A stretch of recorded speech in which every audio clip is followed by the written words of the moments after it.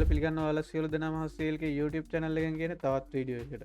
අද අපි කතා කරමු Photoshop වල වගේම කොහොමද වීඩියෝ එක Premiere Pro වලින් object එකක් remove කරන්න කියන එක ගැන. ඉතින් ඔයාලා මම මුලින් කිව්වා වගේම Photoshop වලින් මේ object remove කරන වැඩේ හොඳටම කරනවා. ඒ වගේම අපිට පුළුවන් වීඩියෝ වල object එකක් remove කරන්න background එක ඉතුරු කරලා. ඉතින් එහෙනම් අපි වැඩි කතා නැතුව අපේ වීඩියෝ එකට යමු. කොහොමද background එක ඉතුරු කරලා object එක remove කරන්න කියන එක ගැන බලන්න. ඒ වගේම ඔයාලා අපේ channel එකට තාමත් අලුත් නම් අනිවාර්යෙන් පල්ලෙහා තියෙන රතු පාට subscribe button එක click කරලා ඊට එහා පැත්තේ තියෙන bell icon එකත් click කරලා touch එකේ ඉන්න. එතකොට අපි දාන videos වල updates ඔයා ගාවටම ගෙන්න ගන්න පුළුවන්.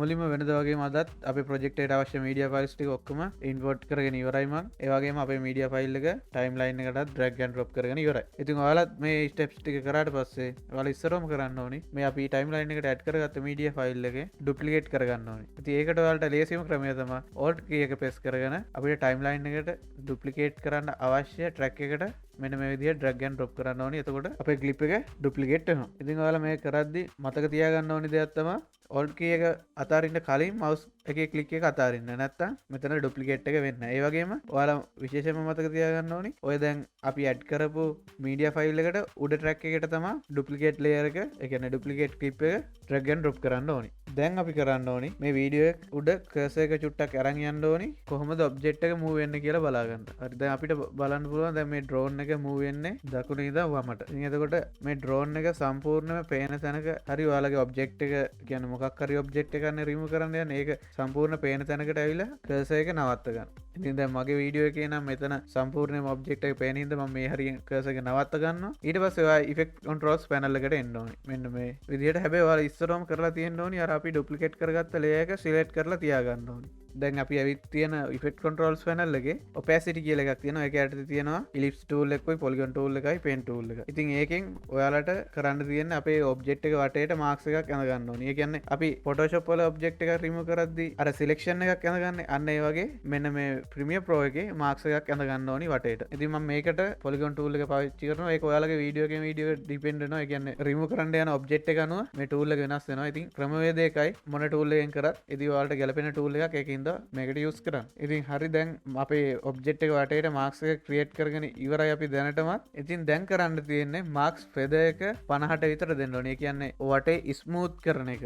දැන් සමහර වෙලාවට අපි මෙහෙම රෆ් එඩ්ජ් දාලා තිබ්බහම සමහර වෙලාවට අපි කට් කරපු කොටස් පේන්න ඉඩ දෙනවා. ඒකින්ද ඒක එඩ්ජ් ස්මූත් කරන්න මාක්ස් ෆෙදර් එක 50 වගේ දෙනවා. ඒකත් ඔයාලගේ වීඩියෝ එකෙන් වීඩියෝ එකට වෙනස් වෙනවා. ගොඩක් 50 වගේ තමයි ඉතින් මේකට ගැලපෙන්නේ. ඉතින් ඒ වගේම මාක්ස් එක යටතේ තියෙනවා inverted කියලා චෙක් බොක්ස් එකක් එක. ඒ චෙක් බොක්ස් එකෙන් ටික් එක enable කරන්න. එතකොට අපි අඳගත්ත මාක්ස් එක invert වෙනවා. ඔයාලා අර Photoshop වල selection එකක් අඳගෙන ඒ selection එකේ වටේ select කරන්න ඕනේ වුණාම selection එක invert කරගන්නේ.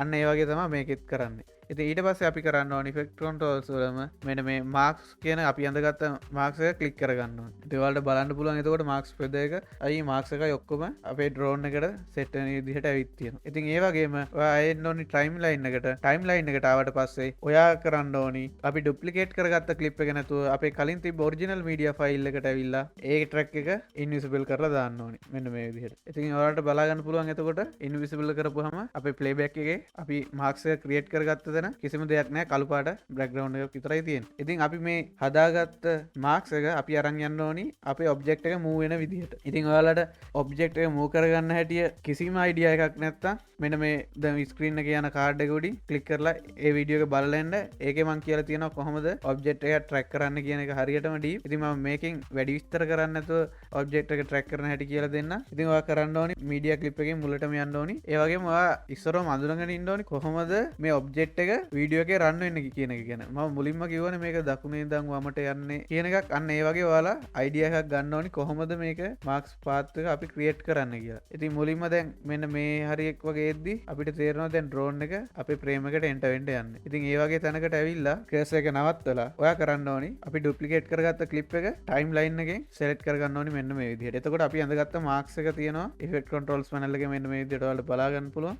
මේ මාක්ස් එක යටතේ තියෙනවා මාක්ස් පාත් කියලා එකක්. ඒකේ key frames enable කරගන්න ඕනේ. ඒකට marks path කියන එක ඉස්සරහින් stop watch එකක් තියෙනවා. අන්න ඒක click කරන්න. එතකොට auto key frames enable වෙනවා. ඉතින් ඒ වගේම ඊට පස්සේ කරන්න ඕනේ මෙන්න මේ marks path එක උඩ තියෙන marks කියන එක click කරන්න. එතකොට අපේ ඇඳගත්ත marks එක අපිට selection එක ආයෙ ගන්න පුළුවන්. මෙන්න මේ විදිහට.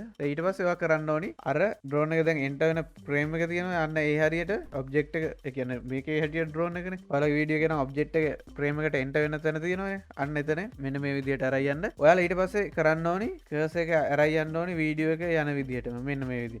ඉතින් ඒ වගේම ඔයාලට පේනවා දැන් drone එක එළියට ආවා. ඒත් එක්ක මේ drone එක track කරගන්න ඕනේ විදිහට මෙන්න මෙහෙම අරයි යනවා අපි අපේ marks එක. එතකොට ඔයාලට බලන්න පුළුවන් drone එක black layer එකක් එක්කම තමයි යන්නේ. black layer එක කියන්නේ අපි අර කලින් invisible කරගත්ත layer එක තමයි පේන්නේ. ඉතින් ඒ වගේම frame එකකින් අයින් වෙනකොටත් මෙන්න මේ විදිහට black frame එකත් අයින් වෙන්න හදන්න ඕනේ. ඉතින් ඔයාලට බලන්න පුළුවන් දැන් drone එක පේන්නේ අපි ඇඳගත්ත marks එක පේන්නේ. අන්න ඒක තමයි සාර්ථකම විදිය. දැන් එහෙම ඔයාලට drone එක පේන්නේ නැහැ කියන්නේ ඔයාලගේ වැඩේ සාර්ථකයි කියන එක. මම මේකේ drone එක කියන වචනේ පාවිච්චි කරේ දැන් මේකේ object එක drone එකකින් හින්දා ඒක ඔයාලගේ වීඩියෝ එකට ඉතින් object එක වෙනස් වෙනවනේ. ඒක ඔයාලා දන්නවනේ. ඉතින් දැන් අපි කරන්න ඕනේ හරියටම මේ object එක frame එක මැදට වගේ එද්දි අපි cut එකක් ගන්න ඕනේ.